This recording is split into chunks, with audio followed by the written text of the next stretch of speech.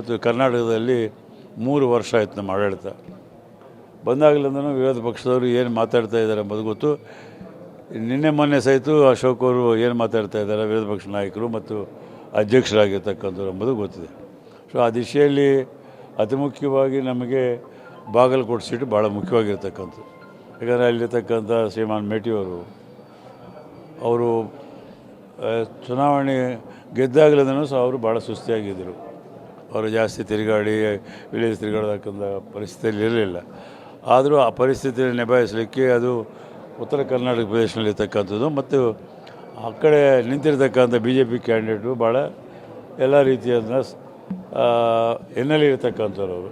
ಹಾಗಾಗಿ ಈ ಸಾರಿ ಅದು ಭಾಳ ಕಷ್ಟ ಆಗ್ತದೆ ಎಂಬುದು ನಮ್ಮ ಪಕ್ಷದಲ್ಲಿ ಚರ್ಚೆ ಬಂದಾಗ ನಾವು ಭಾಳ ಪ್ರಯತ್ನ ಮಾಡಬೇಕಾಗ್ತದೆ ಅಂತ ಹೇಳಿದ್ರು. ಆ ರೀತಿಯಾಗಿ ಮುಖ್ಯಮಂತ್ರಿಗಳು ನಮ್ಮ PCC ಅಧ್ಯಕ್ಷರು ಇಬ್ಬರು ಕೂಡ ಅಲ್ಲಿರ್ತಕ್ಕಂಥ ಮುಖಂಡರನ್ನೆಲ್ಲ ಒಂದು ರೀತಿಯಲ್ಲಿ ಸಂಘಟನೆ ಮಾಡಿ ಅವರ ಅಭಿಪ್ರಾಯದಂತೆ ಅವ್ರ ಕುಟುಂಬ ವರ್ಗದವ್ರನ್ನ ಸಹಿತ ಸರಿಯಾದ ರೀತಿಯಲ್ಲಿ ಅವ್ರಿಗೆಲ್ಲರಿಗೂ ಹೊಂದಾಣಿಕೆ ಮಾಡಿ ಇವತ್ತು ಆ ಚುನಾವಣೆಯನ್ನು ನಾವು ಭಾಳ ಪ್ರೆಸ್ಟೇಜಿಯಸ್ ಆಗಿ ಕಾಂಗ್ರೆಸ್ ಪರವಾಗಿ ಮಾಡಬೇಕು.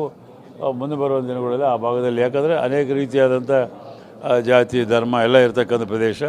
ಪರ್ಟಿಕ್ಯುಲರ್ಲಿ ಬಾಗಲಕೋಟೆ ಟೌನ್ನಲ್ಲಿ ಅತಿ ಹೆಚ್ಚು ಓಟಿರ್ತಕ್ಕಂಥದ್ದು ಆ ಕ್ಷೇತ್ರಕ್ಕೆ. ಅದು ಮೊದಲೊಂದೂ ಸ್ವಲ್ಪ BJP ಪರವಾಗಿರ್ತಕ್ಕಂಥ ಕಾನ್ಸ್ಟಿಟ್ಯೂನ್ಸಿ ಅಂದರೆ ಟೌನು. ರೂರಲ್ ಏರಿಯಾ ಯಾವಾಗಲೂ ಕಾಂಗ್ರೆಸ್ ಪರವಾಗಿತ್ತು. ಹಾಗಾಗಿ ಈ ಬೈ ಎಲೆಕ್ಷನ್ ಸ್ವಲ್ಪ ಏರುಪೇರು ಆಗ್ತದೆ ಅಂತೇಳಿ ಅಲ್ಲಿರ್ತಕ್ಕಂಥ ವಾತಾವರಣ ಬಿಗಿನಿಂಗ್ನಲ್ಲಿ ಕಾಣ್ತಾ ಇತ್ತು.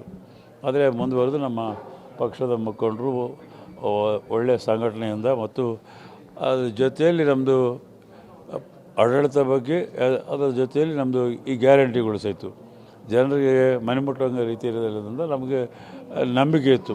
ಯಾವುದೇ ಕಾರಣಕ್ಕೆ ತೊಂದರೆ ಆಗದಂತೆ ಆ ಸೀಟ್ ನಾವು ಗೆಲ್ಲಲೇಬೇಕು, ಗೆದ್ತೀವಿ ಎಂಬ ಮಾತನ್ನು ಹೇಳಿದರು.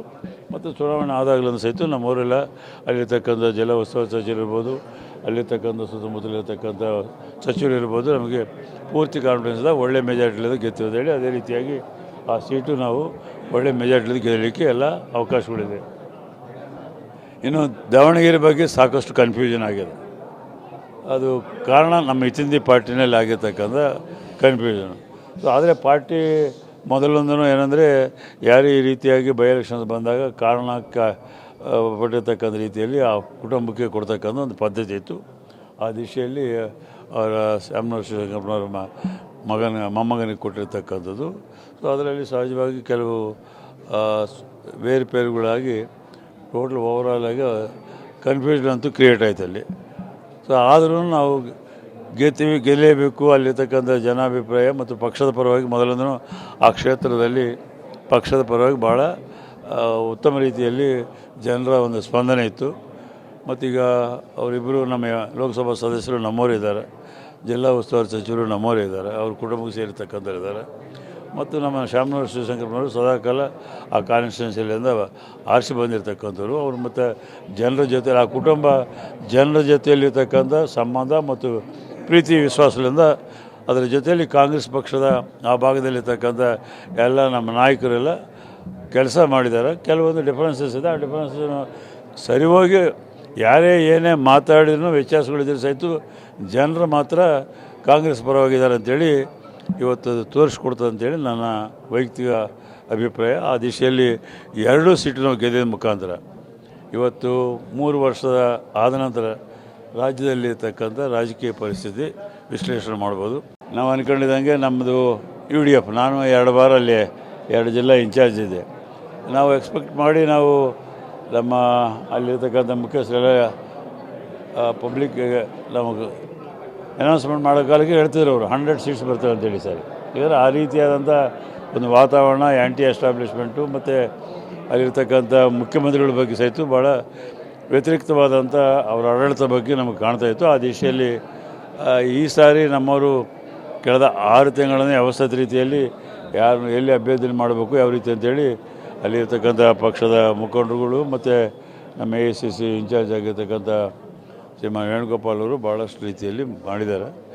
ಮತ್ತು ಅಲ್ಲೇ ಕೇರಳದಲ್ಲಿ ಈಗಾಗಲೇ ರಾಹುಲ್ ಗಾಂಧಿಯವ್ರಿಗೂ ಮತ್ತು ಪ್ರಿಯಾಂಕಾ ವಾದ್ರಾ ಅವ್ರಿಗೂ ಸಾಕಷ್ಟು ಅಲ್ಲಿ ಜನಾಭಿಪ್ರಾಯ ಪ್ರೀತಿ ವಿಶ್ವಾಸ ಅವ್ರ ಮೇಲಿದೆ. ಹಾಗಾಗಿ ನಾವು ಅಲ್ಲಿ ಕ್ಲಿಯರ್ ಮೆಜಾರಿಟಿ ನಮ್ಮದು ಬರ್ತದೆ, ಸರ್ಕಾರ ರಚನೆ ಮಾಡ್ತೀವಿ ಅಂತ ಮಾತನ್ನು ಮೊದಲನೇ ಇರ್ತದೆ. ಆದರೆ ಅದೇ ರೀತಿಯಾಗಿ ಇವತ್ತು 90ಗೂ ಮೀರಿ ಇವತ್ತು ಮೆಜಾರಿಟಿ ಕಾಣ್ತಾ ಇದೆ.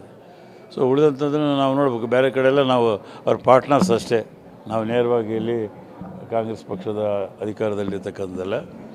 ಇವತ್ತು ವೆಸ್ಟ್ ಬೆಂಗಾಲ್ನಲ್ಲಿ ಇರ್ತಕ್ಕಂಥ ಪರಿಸ್ಥಿತಿ ಸರಿ ಹೋಗ್ಬೋದೆಂಬುದು ನಮ್ಮೆಲ್ಲರ ಆಸೆ ಇತ್ತು. ಆದರೆ ಇವತ್ತು ಅಲ್ಲಿರ್ತಕ್ಕಂಥ 15 ವರ್ಷ ಆಯ್ತಲ್ಲ, ಈಗ ಆ್ಯಂಟಿ ಎಸ್ಟಾಬ್ಲಿಷ್ಮೆಂಟ್ ಸಹಜವಾಗಿ ಇರ್ತದೆ. ಆ ಆ್ಯಂಟಿ ಎಸ್ಟಾಬ್ಲಿಷ್ಮೆಂಟಿಂದ ಅವ್ರಿಗೆ ಹಿನ್ನಡೆ ಆಗಿರ್ಬೋದು ಎಂಬುದು ನಮ್ಮ ಉದ್ದೇಶ.